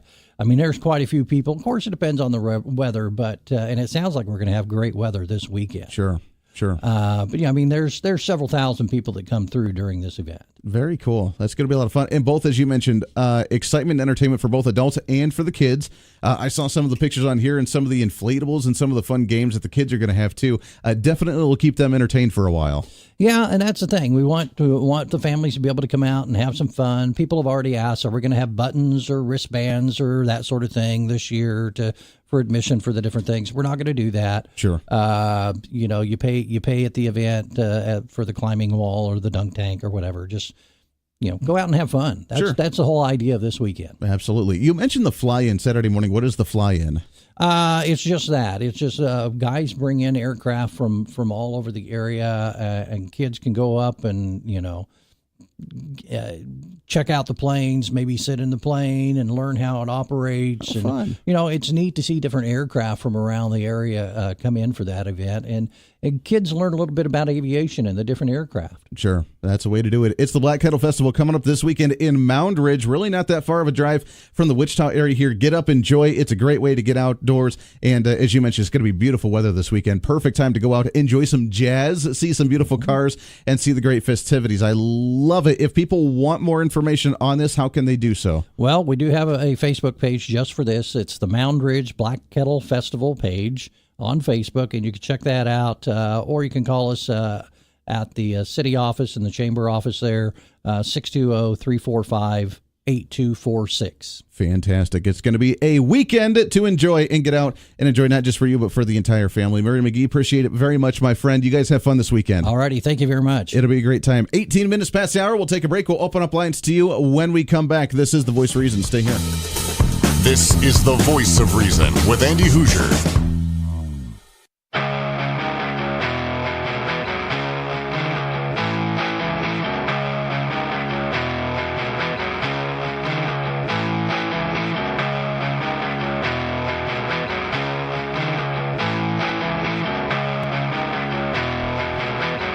Hey, 24 minutes past the hour. Welcome back into The Voice of Reason. It is a Tuesday, wrapping up the show today already. It goes by way too fast. We've had a lot of fun discussions, a lot of different conversations today, and it's open lines to you for the rest of the show. 316-721-8255, 316-721-TALK. By the way, I want to remind you, you really don't have a lot of time left. You really don't. This is your chance for you to get into a drawing to win a brand new pellet grill from Wichita Tractor. If you want to get into that drawing, it's very simple. All you have to do is pull out one of the recipes that you have, maybe for the barbecue season, maybe a dessert, maybe a drink, maybe a breakfast, and just email us the recipe to put into our first annual KQAM KGSO cookbook. A few people have done it. We want yours. And if you do that, then it's very simple. We put your name into the drawing to win a brand new pellet grill from Wichita Tractor. You can check them out, wichitatractor.com. But it doesn't matter what kind of recipe it is. We want all different kinds of recipes. Now, we will announce once it's actually made and once it's out, and you can actually get it. And it's going to have coupons and gift certificates and discounts and stuff for different local businesses and restaurants who will also be contributing to different recipes in their book as well. Maybe some of their specialty recipes they have for their food at their restaurant. But get involved. If you want to do it, just email recipe@kqamradio.com, recipe@kqamradio.com, or you can go on to kqamradio.com and find more information on our website. But you can submit some of your great recipes that you have. Doesn't matter, dinners, desserts, breakfast, drinks, barbecue. We may have to, and look for this, we may have to submit a really cool recipe. My wife, by the way, not only is like one of the best cooks ever, but she also makes these cool drinks. This morning, I can't get enough of it. She made this homemade watermelon lemonade with, like, you blend up the watermelon with lemon juice and some water and sugar and some other stuff in there and some ingredient. It is the best thing I think I've ever had. Now, of course, you can take it and you can make it into an adult beverage, which I enjoy to do on occasion as well. But she made this watermelon lemonade. It's amazing. May have to include it in there, along with some other goodies as well. Food, drinks, does not matter. Submit your recipe to recipe@kqamradio.com.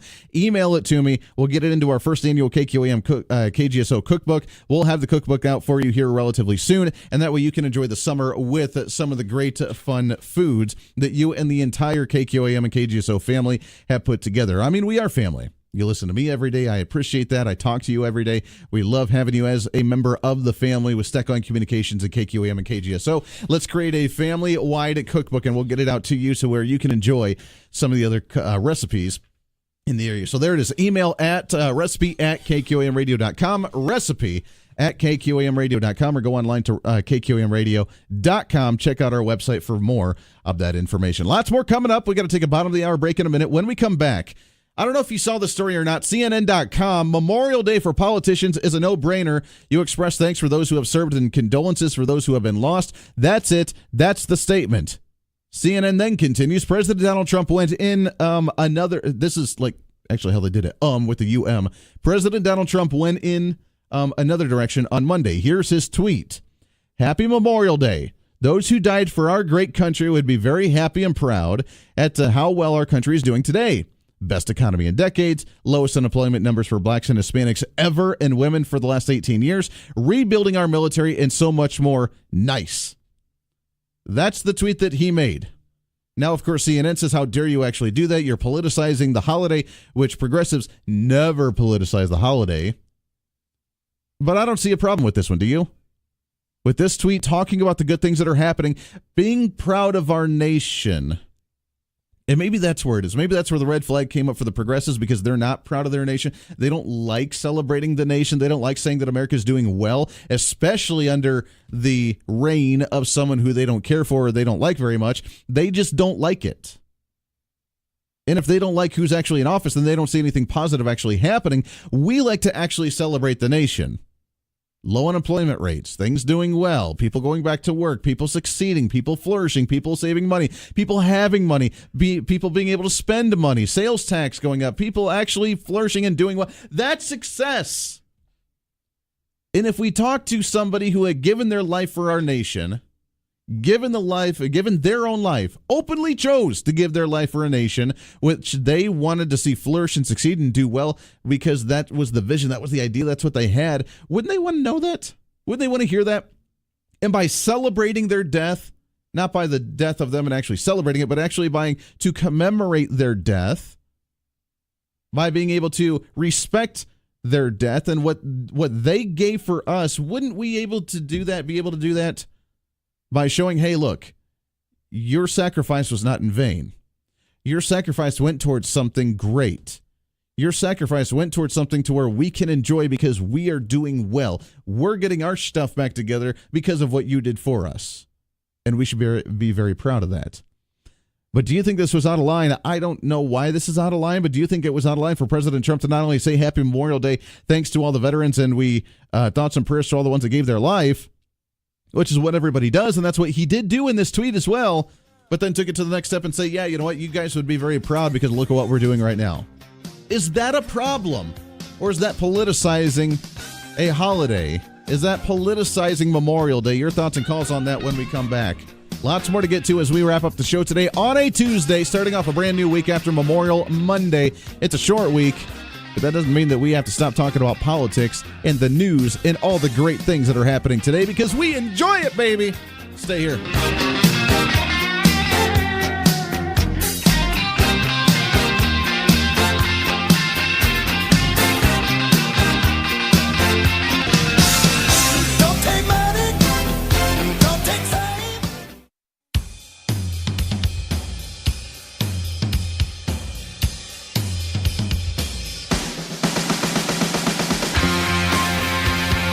Wichita's fastest growing radio show. Something big is going on, and the American people need to know what.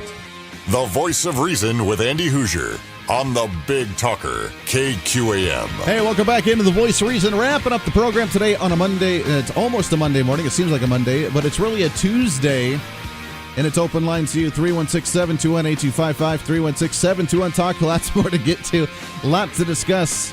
And you can lead that conversation. We are online, by the way, facebook.com/1480KQAM. The Facebook live feed is up and rolling today as well. Your thoughts on the Trump tweet for Memorial Day. Should he have just stuck to the traditional, what politicians do? Oh, happy Memorial Day. Let's remember everybody that sacrificed their lives and thank our veterans, which is important.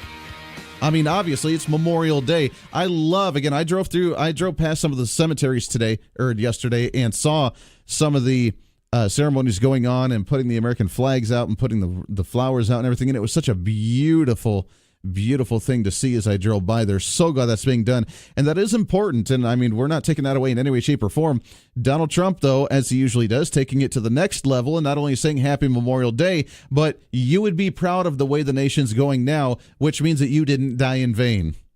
You didn't die for something that's dead now. You didn't die for an American dream that's gone now that no one can actually enjoy today. That's what his purpose was. I don't know if we have to play. I don't think we even have to play it, but apparently we do. What Donald Trump really meant to say. And I don't know why that would be not very clear, but of course the media and CNN coming out and saying, oh, he took it another step further. This is a tweet about Trump masquerading as a tweet about Memorial Day. The remembrance of those who fell in service of the country and is used here by Trump as simply a launching pad to tout accomplishments during his first 16 months in office.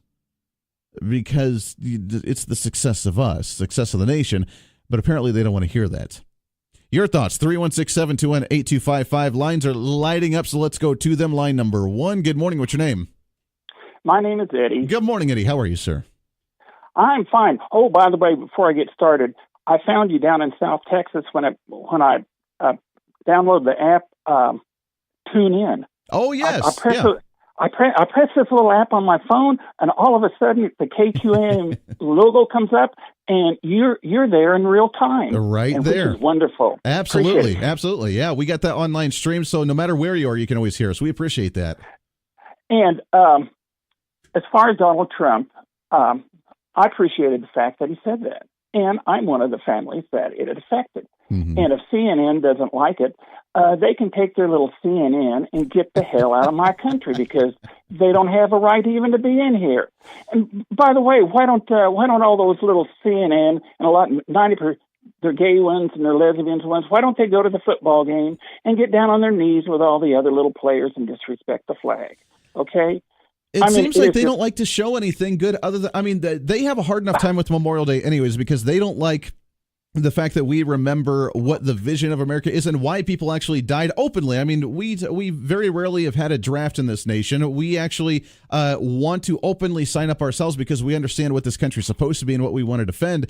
And the progressives have a hard enough time for Memorial Day anyways because, they want to give tribute to the soldiers. They just don't like to understand why the soldiers gave up their lives and why you actually went to war to fight for a vision and idea that they don't like. So they have a hard enough time anyways, let alone the fact that we're celebrating it in a day of saying, hey, you didn't die in vain. If you fought and you're a veteran, you didn't serve in vain. We're still doing well as a nation, and you would be very proud of us, which is why what you did is very, very much appreciated because we're going to actually hold on to that vision you fought for and actually flourish because of that. They don't like hearing that, which is why they went off on this whole little tangent.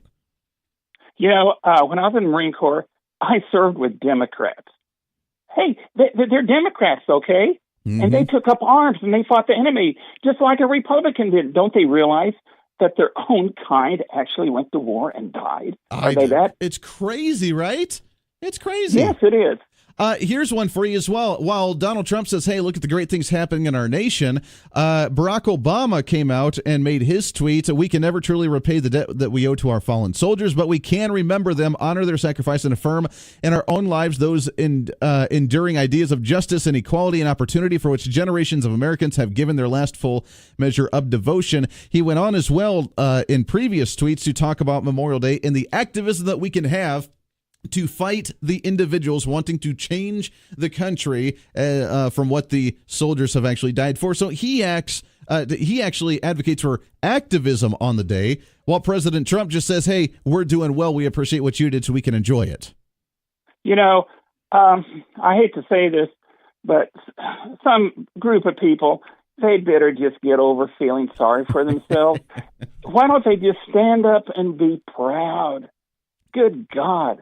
If my children all stand up and be proud, what in God's name are they teaching those children? Anyway, I love you, Andy. Take care.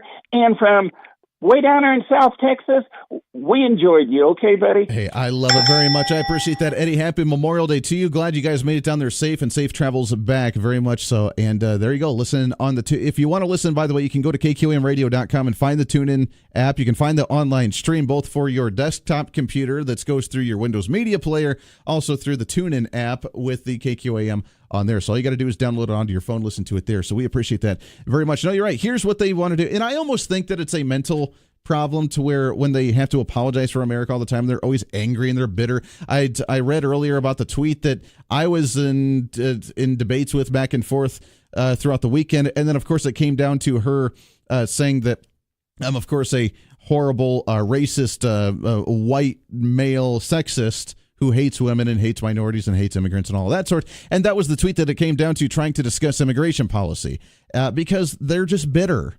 They have no arguments. They have no ideas. They have no defense against what they believe in. So when you question them on that, instead of actually having a dialogue and doing something substantial, like, for example, let's talk about the kneeling of the flag. It's Memorial Day. People want to try and trash the flag or try and disrespect the country. Let's have a dialogue. Why? Well, we hate cops. Okay, why do you hate cops? Well, there's a police brutality. Very few. And all the cases that you're actually holding up about so on, this person and that person and everything of the sort, actually, no. Those people were actually fighting against the cops. Yeah, but it's still happening. Okay, give me an example. Well, okay. The national anthem's about racism and slavery. No, it's not. Let's learn a little bit more. What else you got? Oh, well, you're just hateful because you actually don't respect the idea of protesting. Okay. See, they go onto the attack because they have nothing else to say. They don't have substance. They're emotional. They're angry. They're bitter. And I don't know how you could live your life that way. I really don't. I'm a happy-go-lucky, cheery kind of guy. Even during debates, I'm a very happy, cheery kind of guy. Sometimes I get a little frustrated, very rarely, because I'm a chipper kind of guy. I can get along with just about anybody. You ever had one of those people in high school to where they could get along with a jock, they could get along with the preps, they could get along with the stoners, they could get along with the goth people? It doesn't matter. They could get along with everybody in the school. That was me. I've been in a confrontation or a fight one time in like middle school because I get along with everybody, and if I don't get along with them, I'm just not going to associate with them. But that's few and far between. There are very, very few people where I'm like, yeah, I just don't like them. I can't think of anybody offhand anyways. That's the kind of person we have. Whereas the progressives, you say something that they don't like and racist, sexist, they hate you.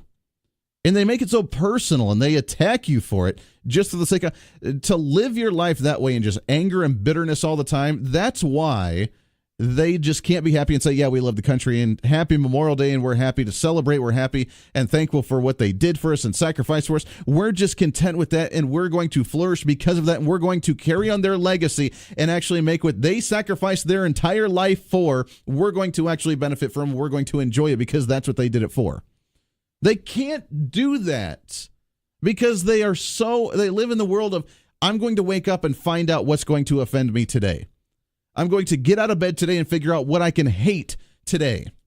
Whether it's because of a spike in depression, whether it's a spike in just, being not content with your life, not being happy with who you are as a person. I don't know what it is, but there's a mentality from the progressive mindset today that whatever we do, we have to hate it. We have to fight it. We have to challenge it. We have to question it. We have to change it. We have to overhaul it. We have to do something because that's my mission in life, apparently, is to hate everything. And I just can't do that. Now, obviously, I'm fired up, and as you are, about many different issues, and I'm upset about many different issues, and we try to change them, but we do it in an optimistic kind of way. Hey, we have an opportunity. We had a caller in the first hour trying to say, it's kind of a day late and a dollar short, and the cat's already out of the bag when it comes to immigration. Illegal immigrants, there's 30-plus million of them in the country. What are we going to do about it? There's too many. We can't actually fight this now. Yes, we can. It's baby steps. It's going to take time, but we can do it. Let's enforce the laws that are on the books. Let's do this in baby steps. Let's worry about not allowing any more to come in. Then we can worry about who's already in. We're not going to give them a grace. We're not going to give them more DACA. We're not going to give them amnesty. We're not going to give them these things and just cower and wave and say, I guess there's nothing we can do about it. There's always a way. There's a will, there's a way, baby. As soon as one door closes, 5 windows open up. You just got to find the right window to open. That's what life's all about. There's your optimism for the day. Remember, we are the most optimistic show. Andy's optimism of the day. That's what I'm talking All right, I'm about. ready. That's what we're all about right there. We can do this. We have the opportunity to do so. I know you can too. We just have to have a plan in order. You ever feel like you're overwhelmed, maybe with your personal finances, your personal budget, your personal life? You feel overwhelmed, don't know what to do? What do they always say? Whoever that rock is, your wife, your husband, your boyfriend, girlfriend, when they come back and say, take it one step at a time, one thing at a time. You can do it. Well, guess what? We can do this. We can change the status quo. We can educate people to understand why the national anthem does not say anything about actually owning slaves in slavery. The only reference that it has to slaves is if we would have lost the war and we would have had to still bow down to a king. That would have been slavery. It doesn't say anything else about slavery. You don't need to kneel for the national anthem. That's sick, that's naive, and that's completely ignorant. Instead of just saying that, let's explain that to them so that way the walls don't get built up. I love having the dialogue to where we get past the bumper sticker arguments and we can actually dig a little bit deeper, because then it really shows whether you know the issue or not, whether you actually understand the issue or not, whether you can dialogue about the issue or not, or whether you're just at the surface, just nothing more than the bumper sticker, 126 character tweet about an argument. Now all of a sudden you're an expert. And if anybody challenges you beyond that, then you refer back to the name calling, because then you don't have any substance and it's not worth talking to you. Or we can try and educate you and maybe the light bulb will come on and you still may not agree with me, but at least you'll respect me for it. 47 minutes past the hour. Lots more to get to when we come back. John McCain back in the news again. Not sure why he's not been in the Senate since the beginning of the year. Still not there, but yet everybody's still wondering about what's going to happen to his seat. We'll talk about that when we come back. This is The Voice of Reason. Stay here. You're listening to The Voice of Reason with Andy Hoosier.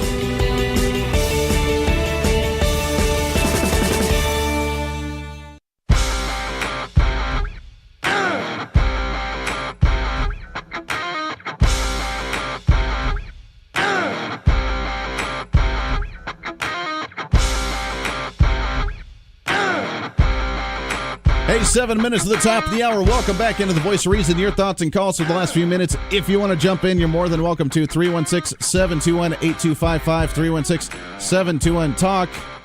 News is John McCain back in the media. Not sure why. Still not in the Senate. Still not in Washington, D.C. Apparently working part-time on his different committees he's on via telephone. Let me ask you something. If you lived in Arizona, would you feel proud of the fact that you don't have any representation right now with one of your senators? Would you feel okay with that? Yeah, you know what? We don't need votes on serious issues. Yeah, we don't actually get to have a voice on some of these problems. He's not there fighting in the committees for certain things, presenting bills, fighting for bills, voting on things on the floor. He's not doing it. Yeah, it's fine. Let's let him die in office. He is going to pass soon, which is unfortunate. And he had said that he doesn't want Donald Trump there at all because he's still a bitter, angry individual like that, which whatever, I don't really care. But do you really feel represented in Arizona? Now, here's the thing. He's going to be passing soon. What's going to happen to the seat? Why have we not got somebody else in that seat? Why? Because he wants to die in that seat, and then we choose on somebody filling it afterwards. And guess who that is? The story coming out today. According to Newsmax TV, Newsmax.com, as Arizona prepares for their final salute to Senator John McCain, Republicans and political pundits in the state privately tell Newsmax they expect to appoint his wife, Cindy, to succeed him in the Senate. What? Excuse me? Of course, no one in the Grand Canyon State who spoke about it wanted to go on record discussing this, but that is the rumor now, who did agree almost unanimously that Cindy McCain following John in the Senate through the appointment by Governor Doug Ducey. Now, if you remember the process of how this is actually done, many states, in the House of Representatives, if there's a vacancy, then you have a special election right off the bat, and you just do that. That's what we did here in the 4th Congressional District for the House seats. When Mike Pompeo became CIA director, we had our special election, and we had to do that.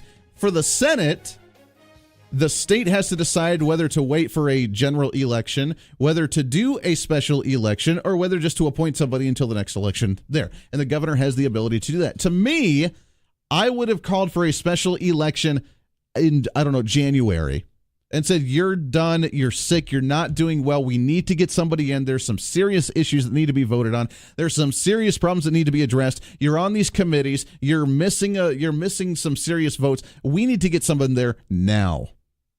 Thanks for your service. Thanks for your time in office. Go home, spend time with the family, and do your thing. Let's get somebody else in there. Hasn't happened.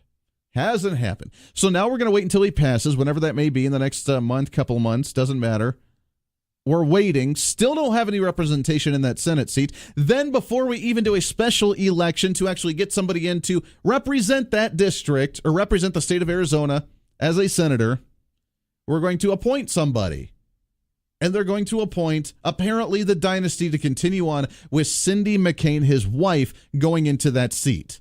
And I almost wonder, with how many times people in Arizona voted for John McCain for whatever reason, over and over and over and over, if they're going to try and vote her in over and over and over and over and over and over and over. When is it to the point to where we now have a dynasty of someone sitting in a seat for way too damn long that does not have the public's interest in best heart, and they're just to fill the seat because they like the power. And now his wife, Cindy McCain, apparently, the rumor is, according to Newsmax, is going to be appointed to that seat by the governor until the new election. And then, of course, she'll try and run. Because, well, hey, we got things going on here. We already know what's happening. We can't change things up. You just need to vote for me. And as far as I'm aware, I don't know much about Cindy McCain, but from what I've heard, the rumor mill is that she's a little bit more progressive even than John McCain himself. Are you okay with this? Is this a problem? Should we have called for a special session, special election, or should we call for a special election here soon and say, as soon as you pass, no, it's not a family seat. No, it's not a family seat. You don't get to keep it just because you're the wife of. We're going to appoint somebody else in, or we should just actually do a special election and get somebody in there ASAP so that way they can be in Washington, D.C. doing the job that needs to be done. 316-721-8255. I find it absolutely fascinating that we want to appoint John McCain's wife into that seat. Presently, 36 states fill the U.S. Senate vacancy at their regularly next scheduled general election. The remaining 14 require that special election to be called, and only 4 states prohibit the governor from making an interim appointment, Arizona not being one of those where the governor can appoint somebody until the next election. And that sounds like, according to the rumor mill, what's going to be happening in Arizona. I feel sorry for you people in Arizona because you have not the right proper representation, and the Republican Party out there, just a little whacked, a little much. It's a little crazy. Glad I don't live there. This is your show as always. Appreciate everybody hanging out with us today. This is your show. It's time to speak up, speak out, speak loud, speak proud, speak the truth, and always speak some reason. This is the Voice of Reason, baby, on a Tuesday. Let's enjoy this week. Let's get through our shortened week. I'll be back tomorrow morning. Keep it right here on KQAM. Have a great day, everybody.